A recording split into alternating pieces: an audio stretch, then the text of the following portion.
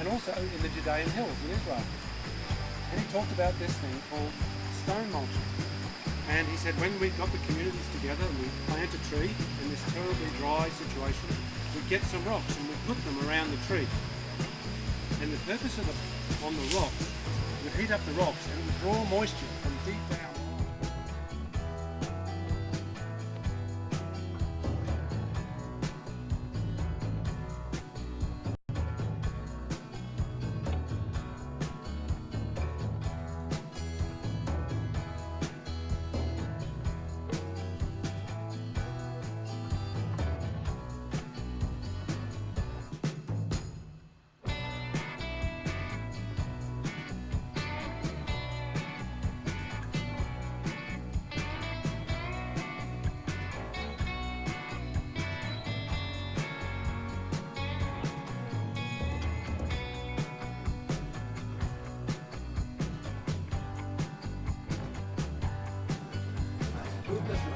Negara gitu kan, bukan kita. Tapi kita sebatas yang 71 sudah ada lah ya.